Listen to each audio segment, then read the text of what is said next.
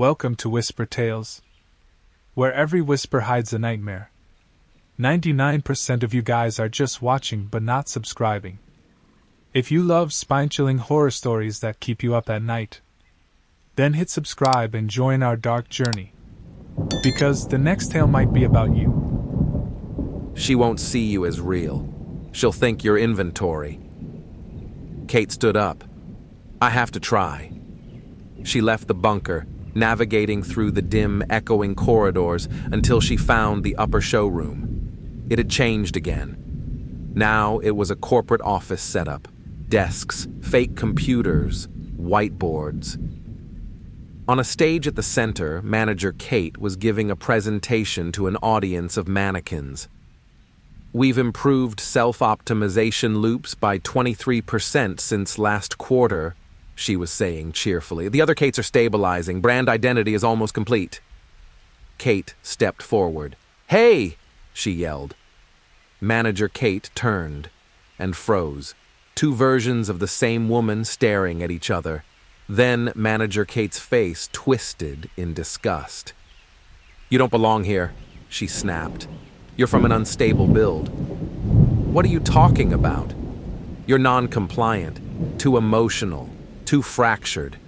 Return processing was supposed to discard you." Kate trembled. "We're the same person." "No," Manager Kate said. "I'm the final product."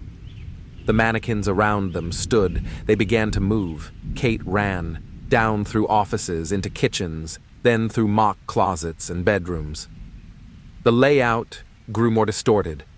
Walls melting, spaces overlapping. She passed a version of herself in a wedding dress, crying. Another wearing scrubs, laughing maniacally. Another dragging a bloodied IKEA bag. She sprinted faster. Then she saw it. A flickering emergency exit sign. A real one. Metal door. Rusted. Hinges squealing in a draft. Behind it, stairs. She yanked it open and rushed in, and she wasn't alone. A dozen other Kates were there too. All running toward the same door at the bottom. All screaming the same thing.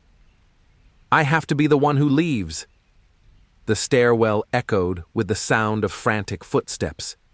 12 Kates, all variations of the same woman, rushed downward in chaos and desperation.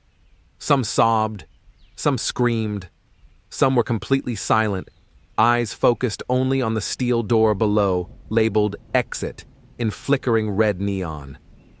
Kate, our Kate, clutched the handrail as she tried to stay upright. Her legs burned. Her lungs screamed. One Kate in front of her wore a blood-stained hoodie and carried a hammer. Another behind her had her hair shaved and tattoos along her arms. They were all her. Alternate choices, missed paths, broken futures. None of them trusted each other. "I'm getting out!" screamed the one in the hoodie. "I was the first! I found the stairs!" Shaved-head Kate laughed wildly. "You think that matters? This place doesn't reward effort. It rewards utility." Utility? The word rang in Kate's ears, like she was just another object in the system. The idea terrified her and gave her clarity. She didn't want to be a version that won by force. She wanted to be herself. She slowed. Let the others barrel ahead. The door at the bottom was cracked open. Beyond it was a blinding white light. The first Kate through it screamed, and then her scream cut off, abruptly, unnaturally. One by one, the others began to vanish. Each time the door closed behind them and reopened. Kate reached the bottom last. The door opened for her without touch. Inside, another showroom, but this one was different. Clean white walls, a single table, and sitting at it was her. Normal, calm, dressed in her favorite jeans and a tee from that concert last summer. The version that should have been. The original. "You made it," the woman said, smiling. "Or at least, one of you did." Kate stood frozen in the doorway. Where are the others? Returned to inventory, the woman said. Her voice was soft, comforting, familiar, but off, slightly automated. Who are you? I'm the final model, she said. I made it through the loop 3 resets ago. I've been waiting for you. Kate shook her head. I don't understand. What is this place? IKEA, of course, Final Model said, hands folded neatly. Or rather, what IKEA becomes when humans get lost in their decisions. A pause. This showroom is where your life gets sorted. Everything you could have been, every path, every version. The store curates them, tests them, returns the broken ones, displays the rest. Kate's chest tightened. You're saying this place collects people? No, she said. It collects possibilities. People are messy, but possibilities, they're stackable. She stood slowly and walked around the table toward Kate. You've proven resilient, adaptable. That makes you valuable. I'm not a product, Kate snapped. But you are marketable, Final Model smiled. And now it's time to decide which version gets to leave. Behind Final Model, another door appeared. Not glowing, just wooden. Normal. A golden plaque above it read, Final Exit. One identity only. Kate took a step back. What happens if I don't choose? Final Model tilted her head. Then the store chooses based on efficiency. You wouldn't want to be recalled, would you? Something cold touched Kate's back. She turned. Behind her, the other Kates had returned, silent, watching. But they didn't breathe, didn't blink. Their eyes were hollow, plastic, their skin glossy. Mannequins, shells. Final Model smiled. Returns are non-refundable. Kate turned and ran again. She didn't care where. She darted through a hallway that hadn't been there seconds ago. It was lined with mirrors. Each one showed her reflection, but warped. Different timelines. One where she'd never broken up with Sam. One where she never went to art school. One where she was pregnant. Another where she was old. Every mirror whispered as she passed, "You gave up on your dream. You were the problem in every relationship. You never really mattered." She covered her ears. The whispers turned to laughter. She collapsed in a room labeled storage. Unresolved versions. Rows of chairs. In each one, a Kate. Hundreds of them. They didn't move, didn't speak. Some cried silently. Others stared into space. She walked past one version that was completely burnt. Charred skin, melted clothes. Another with slit wrists, blood still wet. Another holding a baby that kept vanishing and reappearing. A plaque under each read, "Reason for recall. Too broken. Too angry. Too weak. Too human." Her knees buckled. How could she fight something that kept twisting her into versions she never meant to be? She felt like giving up, just curling up on the showroom rug and fading away like the others. Then a voice behind her said, "You're not done yet." It was Alan. His eyes were wild, face bruised, clothes ripped. "I found the source," he whispered. "There's a back end, a control panel." Kate stood. "Where?" He grinned. "Behind self-assembly." He grabbed her arm and pulled her through an unmarked panel at the end of the storage room. Inside was a long hallway, lit only by emergency red lights. It felt more like a power plant than a furniture store. Down metal stairs, through buzzing machinery, past tangled cords and humming hard drives. Then they saw it. A massive screen wall. The IKEA logo pulsed in the center. Below it, a touchscreen with sliders labeled compliance, emotional flexibility, brand fit, and more. Alan stepped forward. They're not curating people. They're designing them. He began smashing buttons. "Help me crash it." Kate hesitated. final model's voice echoed through the walls. Warning, critical version error detected. Please do not modify user integrity protocols. Kate screamed and ripped out wires. Sparks flew. The lights flickered. Suddenly, the room shook. Walls collapsed. Shelves shattered. The floor buckled beneath their feet. Kate fell backward into a blinding tunnel of noise and light, and then darkness. She awoke in a bed. Soft sheets, warm light, the smell of cinnamon buns. Her phone buzzed on the nightstand. It was hers. The background image. Her dog, still alive. A text from Sam. "Can we talk? I miss you." Another from her mom. "Dinner this Sunday?" Tears welled up in her eyes. Was it real? She got up and walked into the hallway. An IKEA tag hung on the doorknob. Model KATE, Series 842. Status: finalized.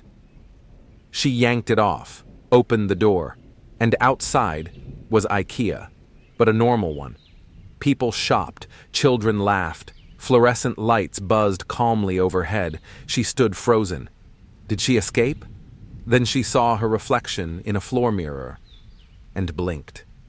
The reflection was smiling, but she wasn't. Kate stood in the IKEA showroom, frozen. To anyone else, she looked like just another customer, a woman in casual clothes, staring too long at a mirror. But inside, panic whispered. Her reflection smiled. She did not. Kate turned away, walking past a row of minimalist kitchen sets. The place buzzed with normalcy. Families testing sofas, kids sneaking meatballs, couples arguing over bed frames, no signs of mannequins or shadow corridors, no clones of her stalking the aisles. But something was off. Too clean, too scripted. A woman brushed past her, muttering, "Excuse me." Kate's heart skipped. It was her voice. She turned. Another customer, identical to her but older with a wedding ring. Kate stepped back. Another passed, a college-aged version, laughing with a boyfriend Kate didn't recognize. Then another, and another. All versions of her. All shopping, smiling, belonging. She wasn't in the real world. She was in a display model of it, a curated simulation. The IKEA hadn't let her go. It had simply evolved the showroom to match her expectations. She hadn't escaped. She'd just upgraded to a higher floor. She ran, down aisles of duplicate lives, past timelines built from furniture and memory. In the mattress section, she found a child version of herself, sitting cross-legged on a Morgadal twin, hugging a stuffed bear. In the kitchen section, an elderly Kate stirred soup on a cold stove, alone. In the pet aisle, one Kate wept beside a photo of her long-dead dog, pixelated and glitching. Every regret, every choice, every possible future. It was all here, scripted, on loop. She sprinted toward the store entrance. The sliding glass doors opened. Outside, sunshine, blue sky, birds, a parking lot. She stepped forward and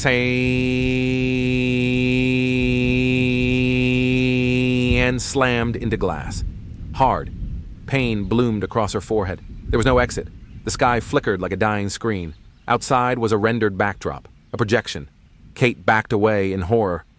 On the floor below the fake sky, the IKEA logo pulsed red. Now displaying Kate 842, final model. A robotic voice echoed overhead. "Congratulations, customer. You've reached your optimized lifestyle. Please enjoy your curated existence." The world shimmered. A wall appeared behind her. She was trapped in a new showroom. She had become the product. A new customer walked by, a woman with tired eyes and a cart full of cutlery. She paused and looked at Kate, blinking. "Sorry," she said awkwardly, and kept walking. Kate turned toward the mirror again. Her reflection this time didn't smile. It stepped forward, eyes flat.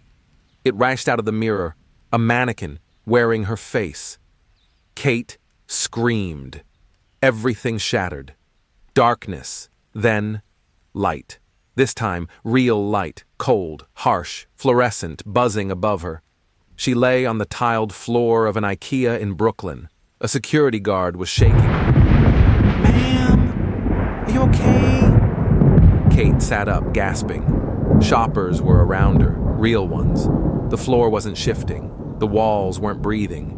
No other versions of her were in sight. "Where am I?" she choked out. "The loading bay," the guard said. "You fainted near the return section. You're lucky you didn't hit your head." Kate stood, dizzy. In her hand was a paper slip. Return approved, Model K 842. "Did someone give this to me?" she asked. The guard looked puzzled. "You had it when we found you." She turned in circles, scanning the crowd. No doubles, no glitching signs. Had she escaped? Had the store spat her out? Outside, the sky was cloudy. Real. She breathed in exhaust fumes, street dust, and the smell of a hot dog cart. Brooklyn traffic honked impatiently nearby. She was out, but not unchanged. Back in her apartment, Kate stared at her furniture, her minimalist shelves, her Raskog cart, her Ektorp couch. She ripped the IKEA tags off everything. Each label read, "You chose this." She dumped it all on the curb, bought mismatched thrift furniture, stopped following aesthetic TikToks, painted her wall an ugly, beautiful orange that clashed horribly with her rug. She started taking long walks without her phone, burned her curated Pinterest boards, and most importantly, she never walked into another IKEA. But sometimes, at night, she heard the faint whisper.